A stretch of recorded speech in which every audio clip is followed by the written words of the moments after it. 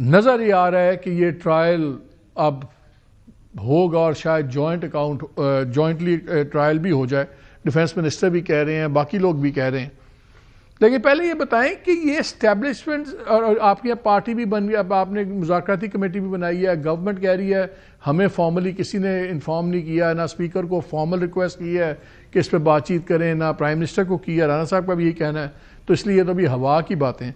پہلے تو یہ بتائیں آپ کے پاس اب آپشن کیا نظر آ رہا ہے عمران خان صاحب کا, سوائے اس کے کہ ڈونلڈ ٹرمپ انوالو ہو, کوئی بین الاقوامی باہر کی قوتیں انوالو ہوں.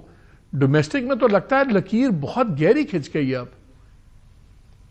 تو دیکھیں ڈونلڈ ٹرمپ تو ہم آفیشلی آلریڈی اس پہ کلیئرٹی دے چکے ہیں کہ پارٹی کی طرف سے تو کوئی ایسی بات نہ کبھی کی گئی ہے اور نہ کبھی ہوگی کہ ڈونلڈ ٹرمپ آ کے عمران خان صاحب کو چھڑائیں گے یا کوئی ڈونلڈ ٹرمپ صاحب کا کوئی سے وہ ہے. Party has been very clear کہ ہمارے پاس 2-3 آپشنز ہیں.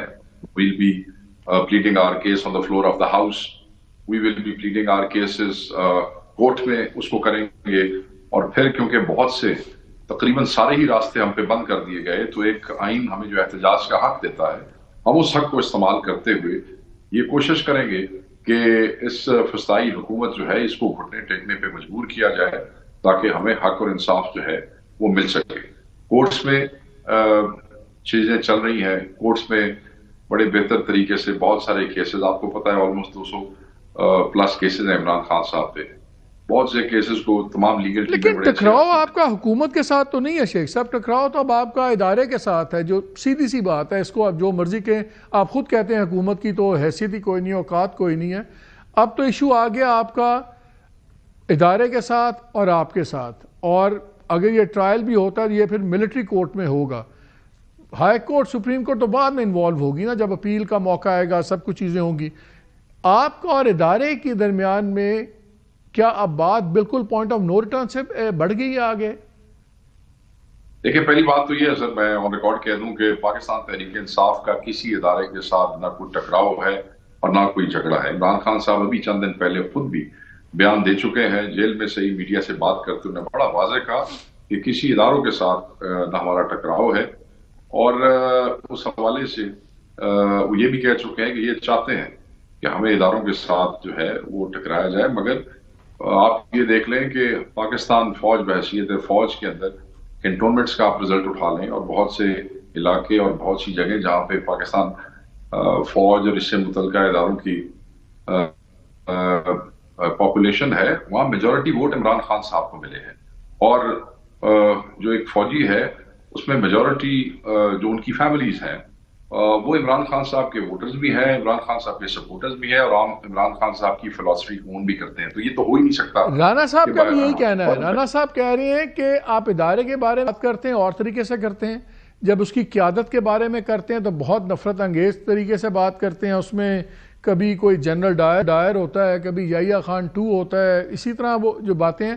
تو یہ آپ کانفلکٹ عمران خان صاحب کو جانتے ہیں, آپ عمران خان صاحب کو ذاتی طور پہ جانتے ہیں. ایک عام انسان بھی جب یہ سمجھے کہ اسے تکلیف کسی خاص انڈیویجول سے ہو رہی ہے تو وہ پھر اس طریقے سے بات کرتے ہیں. تو لوگ اپنے جذبات کا اظہار اسی طریقے سے کرتے ہیں. اور ایک شخص جو جیل میں ہے اور بڑے عرصے سے جیل میں ہے اور جعلی کیسز کے اندر ہے, تو وہ آپ ان سے کیا توقع کر سکتے ہیں؟ It is human, it is natural. آپ اب یہ تصور کریں کہ آپ مجھے تکلیف پہنچائیں گے مالک صاحب اور میں بولوں گا نہیں, تو یا تو میں بالکل آپ کے نیچے وہ لیٹ گیا ہوں اور آپ سے میں بہت زیادہ خوفزدہ ہو گیا ہوں, تو ایسا ہو سکتا ہے. مگر اگر ایسی وجہ نہیں ہے تو میں کم از کم یہ تو کہوں گا کہ مالک صاحب مجھ سے زیادتی کر رہے ہیں. بٹ اس کو آپ ادارہ نہیں لے سکتے ہیں, اور ادارے کے ساتھ جھگڑا کروانے کی جو حکومت کی خواہش رہی ہے وہ ہم کبھی بھی کامیاب نہیں ہونے دیں گے.